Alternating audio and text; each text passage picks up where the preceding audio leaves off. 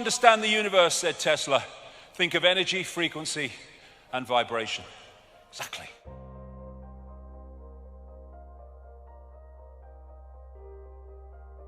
The brain is not who we are.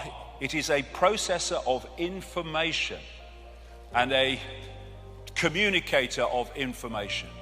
As this man rightly said, looking for consciousness in the brain is like looking inside a radio for the announcer. The radio is just decoding information. That's what the brain body is doing. The brain is dark but sees light. How is that possible? How can my brain be totally dark and I see this light? Because that light in its prime form, like everything else, is just an information source.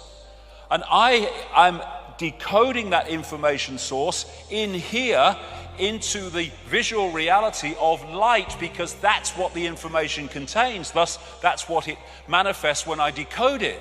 So, this is right. There is no spoon. It's not the spoon that bends, it is only yourself. Because that spoon only exists in that form when you decode it from energetic information. Information is encoded in what we call light.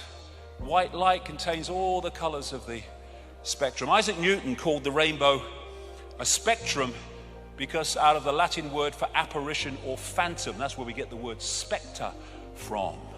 And colors are frequencies. They're just different frequencies, and when we decode them, we see that color. We think those flowers are red and yellow. They're not. Nothing has any color.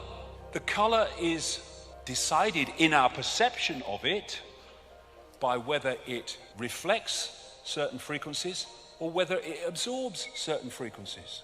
We're only seeing light that reflects. Thus, we're only seeing that color which is reflected by the object. Therefore, it seems to be that color. Light radiation is information, and the frequency or wavelength vibration is its delivery system. The information dictates the frequency. This is mainstream science. They talk about dark energy, dark matter. So you have this massive area of stuff they say exists in this universe which we can't see. You then have light, electromagnetic spectrum, etc., which is 0.005% of what they say exists in this universe, and visible light, which is the only frequency band that we can decode into a visual reality, is a fraction of the 0.005%. This is the visible spectrum within the electromagnetic spectrum. Look at it, it's tiny. And that's all that we can see. We are in a frequency band. We call it the world, we call it reality, but there are other frequency bands interpenetrating this one, like radio stations and television stations, sharing the same space. And what you perceive is what you can decode, what you are. And so through the body we perceive in a visual sense what the body can decode, which is this little band of frequencies. So what is the universe? It is information. And what is the universe? It is information decoding information. When you put a disk in a computer, it's information.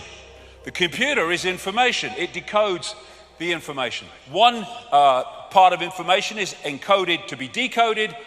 One information source is encoded to decode.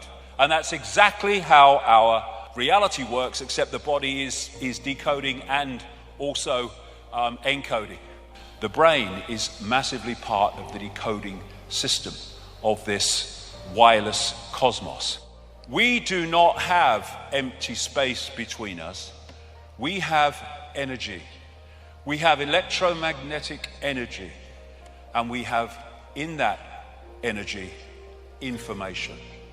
And from that, what I call the biological computer decodes that information into a sense of reality that we think is solid but simply cannot. And the most dense of things, rocks, mountains, however they may be indestructible, they are at their base form an energetic information field. The more dense the energy, the lower the frequency, the denser and more solid the form appears to be. The base form of our reality is waveform, energetic waveform, which can carry extraordinary amounts of information. I call it the metaphysical universe. Nikola Tesla, the genius from which so much came, one of the great scientific geniuses of modern times, who in effect gave us the electrical system. He gave us radar because it was stolen from him. And he could see beyond the physical that we perceive. And he said, the day science begins to study non-physical phenomena, it will make more progress in 1 decade than in all the previous centuries of our existence. Why? Because you go to the source of the reality instead of the decoded expression of that reality. So we live in this cosmic internet. On one level, it operates on an electromagnetic level. Of course, the brain is working electrically as it interacts with it. So what is the internet? People say, well, it's like pictures and text and colors on a screen. Well, yes, it is, but only on the screen. Everywhere else, it's electronic circuits and all that gadgetry. What is television? Well, it's pictures on a screen. Yes, it is, but only on the screen. Everywhere else, television, in the analog sense, is frequency fields or the electrical kit that they do now with digital.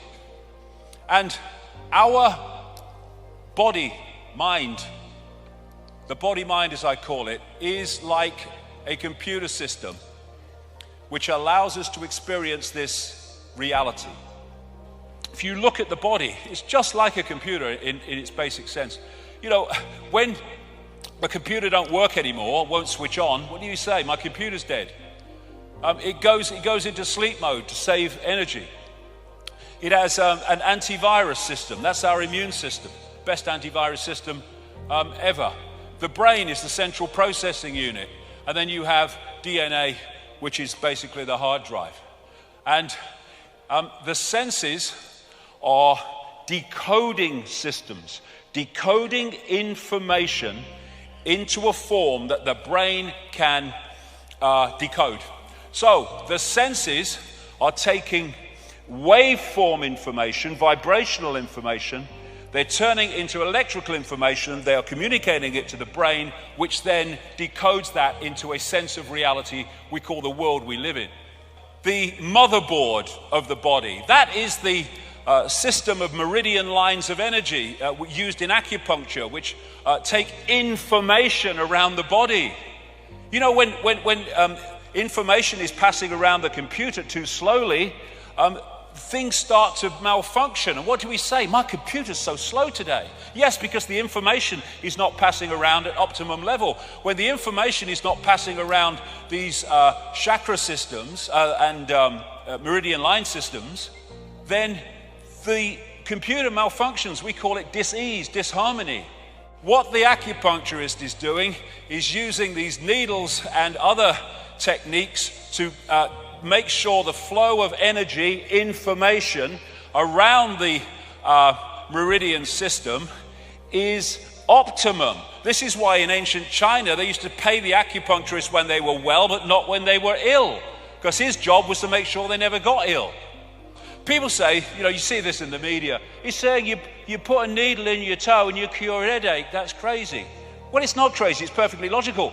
If the problem with the head is that one of these meridian lines of information is blocked in the toe that goes through the head, then it's no good putting it in the head if the blockage is not in the head. You put it in the toe and that clears the meridian, which takes away the pain from the head. It's very simple.